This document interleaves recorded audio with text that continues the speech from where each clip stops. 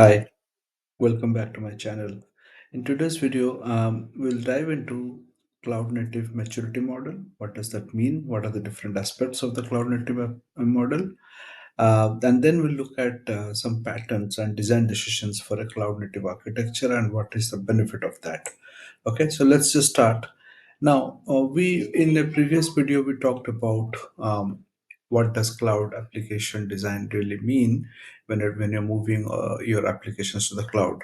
But in terms of a cloud native maturity, what how does a good maturity model look like?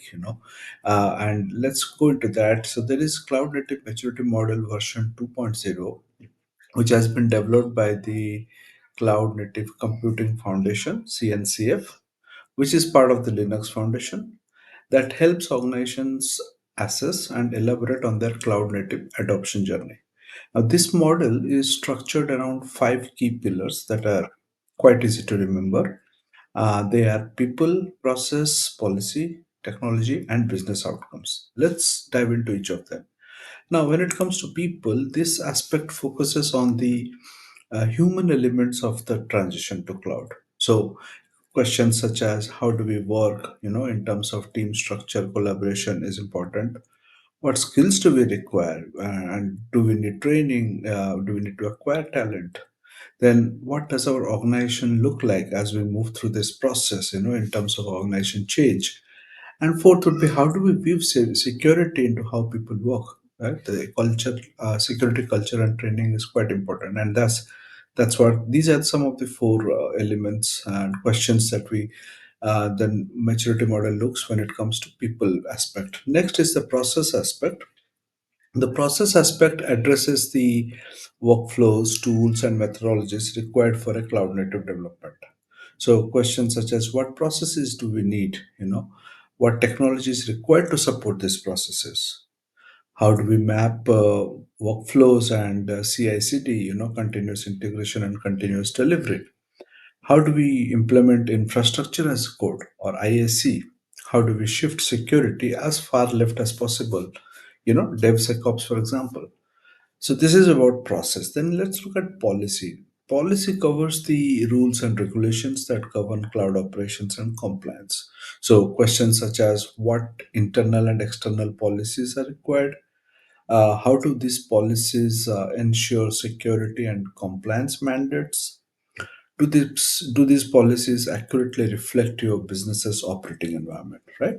These are some of the questions where the policy aspect addresses. When it comes to technology, which is the next one, technology focuses on the tooling, infrastructure, and platforms necessary to deliver cloud native benefits, right? So, what technology is required to deliver on the benefits of cloud native? Which technologies are needed to support the other pillars, people, process, and policy? Specific focus areas within the technology typically include your CI/CD tools, your adoption of GitOps, observability, logging, monitoring, and tracing aspects, security tools, and storage and networking solutions. Right. Now, let's consider the next one or the last one, which is business outcomes. Now, this is the measurement of value and the communication of success to leadership. So, essentially, you're looking like what can the business expect to achieve from cloud native adoption in terms of metrics such as KPIs or ROI. How are you going to communicate the benefits to the CXO and business leadership in terms of executive messaging and reporting? Right. So, these are essentially the five pillars or aspects of a cloud native maturity model, which can help you assess how do you go about transitioning to the cloud. Now, while these definitions and goals are quite aspirational, they don't provide actionable steps to that guide a development team on what to do, right? So teams want to follow a specific set of technology practices, one that removes obstacles to gaining benefits from the cloud, and one that focuses or they can focus on achieving these goals more clearly. So there is multiple design patterns. There is something called as 12 factor app. But in this video, I'm going to talk about six patterns instead of a cloud native architecture, which are very well mapped to the 12 factor app, right? So the cloud native architecture can be broken down into six key design decisions. Okay. And let's look at these six design decisions in terms of what this architecture feature is. Let's understand the basic definition of this architecture feature, and then we also look at why this matters for a cloud native design. So these are the three dimensions under which we will look at the six design decisions. The first is cloud native apps are not often cloud native apps are built into and deployed as application package. So what does that mean? It means that this cloud native application is packaged with all its dependencies such as libraries, runtime, configuration, etc. into an immutable artifact, okay, typically in a container image. This ensures consistent behavior across environments. So enables true portability, you can run it anywhere, and isolates the application from other workloads on shared infrastructure. Okay. So that's what it means. We mean by designing the application as an application package. Okay. So why does this matter for cloud native design? As we said, portability is one important factor. The same package artifact runs identically across dev, test, and production. Okay. Isolation, it ensures process dependency and resource isolation on shared hosts. Okay. Repeatability eliminates works on my machine issues. Um, Immutable deployments, each release is a new version package supporting safe and predictable rollouts. Okay.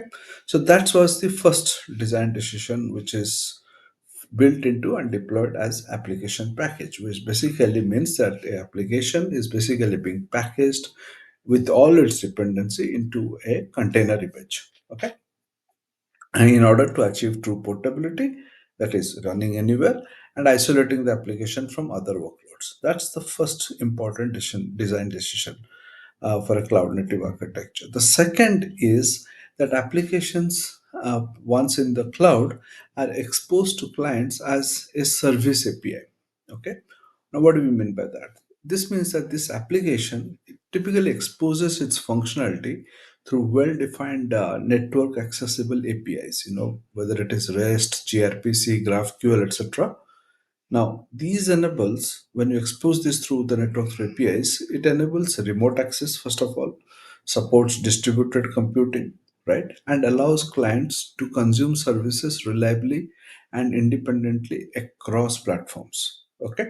So that's the idea behind having application exposed as a service API, right? So it helps in four areas from a cloud perspective: decoupling. Clients interact through contract APIs and not real internal implementations, right? Interoperability. Any client or service can consume the API over standard protocols. Okay. Scalability will be APIs allow horizontal scaling and load balancing across stateless instances.